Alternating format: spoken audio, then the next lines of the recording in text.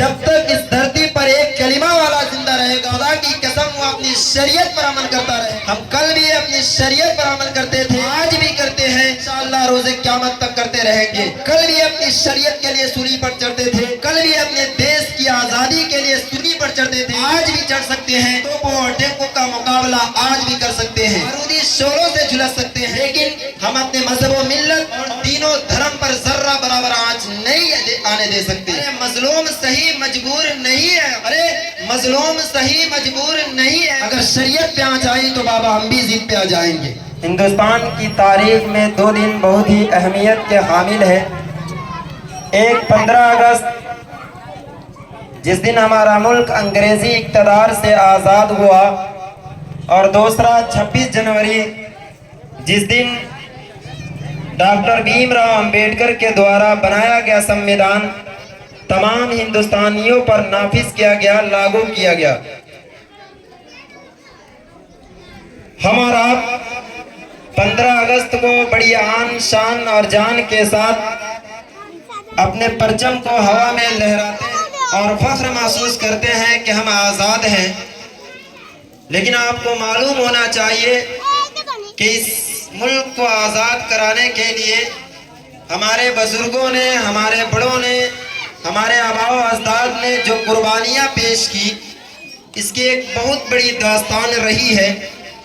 لیکن میں آپ کو بتاؤں کہ مختلف تہذیبوں کا گہوارہ ہمارا یہ ہندوستان جنت نما ہے، جس کی گود میں ایک طرف گنگا اور جمنا کی روانی ہے تو دوسری طرف کوسی اور ستلج کی جوانی ہے.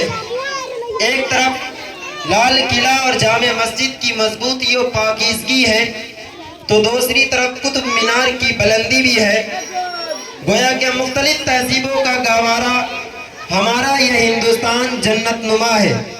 ہمارے اس ملک ہندوستان میں مختلف مذہب و ملت اور دین و دھرم کے لوگ رہتے ہیں. کوئی ایک خدا اور پرمیشور، کوئی ایک خدا کہہ کر اس کو بھگوان کا درجہ دیتا ہے، تو کوئی فوٹو اور تصاویر کے سامنے اپنے ہردے کو شانتی پہنچاتا ہے. کوئی گاؤں ماتا کہہ کر اس کو بھگوان کا درجہ دیتا ہے، تو کوئی تیر اور تلوار کے سامنے اپنے سروں کو سرخم تسلیم کرتا ہے. گویا کہ مختلف تہذیبوں کا گہوارہ ہمارا یہ ہندوستان جنت نما ہے. لیکن اس ہندوستان کو جہنم نما لوگوں نے بنا دیا، اور اس ملک ہندوستان کے آزادی کے بعد ہمیں وہ آزادی نہیں ملی جو آزادی ملنی چاہیے.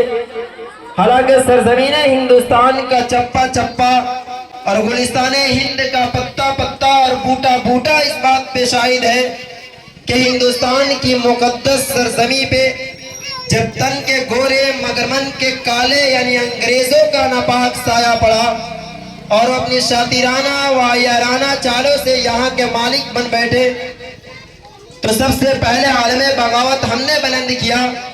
راستے کی قربت و دوری سے بے فکر، راہوں کے خطرات سے بے فکر ہو کر ملک کی آزادی کی تلاش میں ہم نے پھانسی کے پندوں کو چوم کر منزل کا نشان پوچھا. تو کبھی ملک کی آزادی کے لیے ہم نے اپنے جسموں کو لہو لہان کر آگ کے انگاروں میں جانا پسند کیا. ہم نے اس ملک کی آزادی کے لیے اپنے جسموں کو ٹکڑے ٹکڑے کرایا. ہم نے اس ملک کی آزادی کے لیے اپنے جسموں کو توپوں پر ڈال کر اور یوں ہی ہوا میں اڑا دیا. اس ملک کی آزادی کے لیے اپنی ماں اور بہنوں کو قربان کر ڈالا. ہم نے اس ملک کی آزادی کے لیے اپنے جسموں کو خاک میں ملا دیا. ہمارے آباء و اجداد نے اس ملک کی آزادی کے لیے اپنے سروں کو درختوں پر لٹکانا گوارا کیا، لیکن انگریز کتوں کے سامنے اپنے سروں کو جھکانا گوارا نہیں کیا. گویا کہ بڑی قربانیوں کے بعد ہمارا ملک انگریزی اقتدار سے آزاد ہوا، اور ہمارے آباء و اجداد نے بہت سوچ سمجھ یہ جمہوریت کا راستہ اختیار کیا تاکہ مختلف مذاہب و ادیان اور نظریات و عقائد کے کروڑوں ہندوستانی آزادی کی حقیقی دولت سے سرفراز ہو سکے. لیکن دوستو، آزادی کے بعد وطن کے لوگ یوں ملے ہم سے جیسے بے حس باپ کوئی دوسری شادی کے بعد.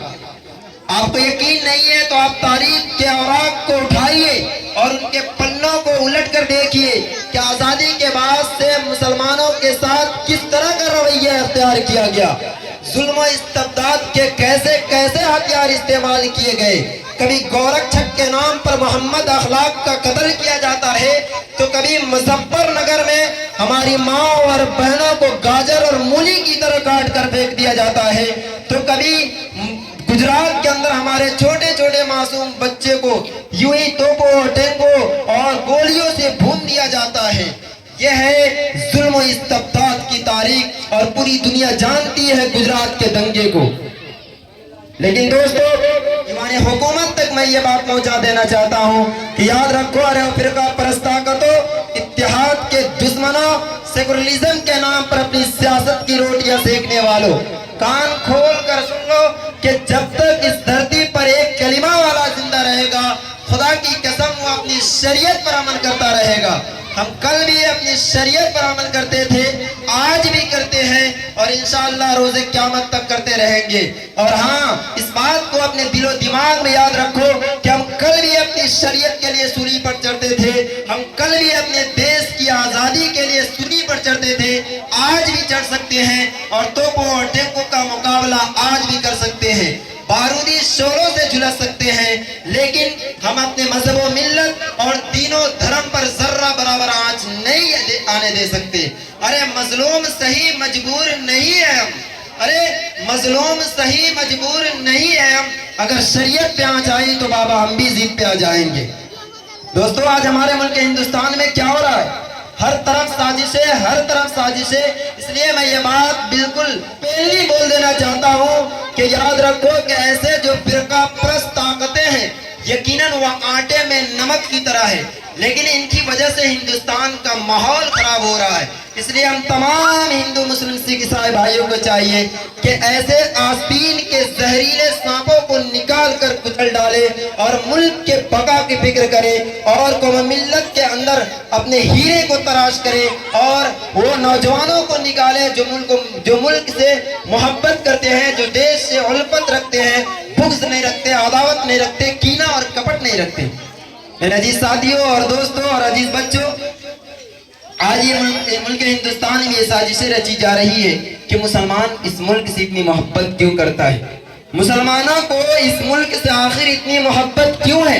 ارے بابا، ہم کیوں نہ ملک سے محبت کرے، جیتے جی بھی کرتے ہیں اور مرتے دم تک کرتے رہیں گے، اور محبت کی سڑے بگڑ کسی کھڑے ہو کر پیشاب کرنے والے جاہل، ناگوار اور کمینہ اور کمبخت سے لینے کی ضرورت نہیں ہے۔ ملک سے محبت کا طریقہ ہمیں قرآن نے سکھایا ہے، ناولوں سے سیکھنے کی ضرورت نہیں ہے۔ ملک سے محبت کا طریقہ ہمیں پروفیٹ محمد نے سکھایا ہے، کسی گوار کھڑے ہو کر پیشاب کرنے والے جاہل اور کمینہ سے لینے کی ضرورت نہیں ہے۔ سامعین معظم، اور بعض لوگ وہ ہے جو یہ کہتے ہیں ہندوستان کا مسلمان اس ملک سے محبت نہیں کرتے۔ ارے اگر آپ تاریخ کو بھول چکے ہو تو تاریخ کے پنوں کو اٹھاؤ اور اس کے اوراق کو کھول کر دیکھو کہ مولانا ابوالکلام آزاد نے 93 کے جلسے سے خطاب ہو کر فرمایا تھا کہ اگر کوئی بڑا سے بڑا شخص بھی آ کر کہے کہ ابوالکلام ہندوستان کو آزادی کل مل جائے گی، مگر شرط یہ ہے کہ تم ہندو مسلم پریم، یکتا اور محبت کی باتیں کرنا چھوڑ دو۔ کلام نے کہا کہ میں ایسی آزادی کو لات مارتا ہوں، مجھے ایسی آزادی کی ضرورت نہیں۔ ارے مجھے تو ہندوستان کے اندر ہندو مسلم کی پریم، محبت، اتحاد، الفت اور بھی تمام چیزیں چاہیے جو الفت کے دعوے دار ہیں، جو الفت سے ریلیٹڈ ہے۔ یہ پیغام دیا ہم نے ملک کو، لیکن آج یہ فرقہ پرست طاقتیں ہمیں بدنام کرنے میں لگی ہے۔ کبھی مدارس میں ISI کا اڈا ہونے کا الزام، تو کبھی مدارس کے اندر چھوٹے چھوٹے معصوم بچے جنہیں دنیا سے کوئی لینا دینا نہیں، جن کو اپنے اللہ اور رسول سے محبت ہوتی ہے، جنہیں کتابوں سے محبت ہوتی ہے، جنہیں درسگاہوں سے محبت ہوتی ہے، جنہیں اپنے چھوٹے چھوٹے معصوم دوستوں سے محبت ہوتی ہے، اسے دنیا سے کوئی لینا دینا نہیں ہوتا، اسے دہشت گرد کہا جاتا ہے۔ کہ اس ملک کو آزاد کرانے میں ہمارے تمام ہندوستانیوں کا ہاتھ ہے۔ اگر کوئی یہ شخص کہتا ہے کہ ہندوستان صرف آزاد ہوا ہے ایک مذہب کی بنیاد پر یا ایک فرقے کی بنیاد پر، تو ہندوستان کی آزادی ناقص ہوگی، ادھوری ہوگی، مکمل نہیں ہو سکتی۔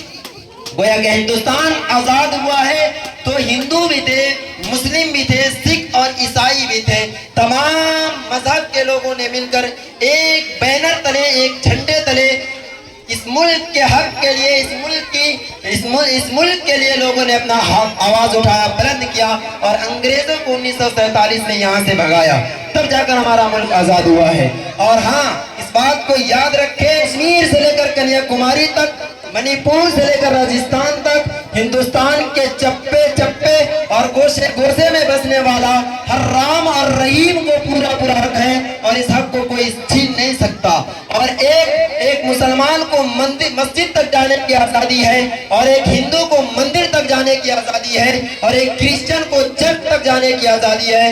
گویا کہ تمام مذاہب کے لوگ اپنے مذہب کے اعتبار سے اپنی زندگی گزار سکتے ہیں۔ یہ ملک آزاد ہے، آزاد ملک میں تمام مذاہب کے لوگ اپنے مذہب کے اعتبار سے زندگی گزار سکتے ہیں۔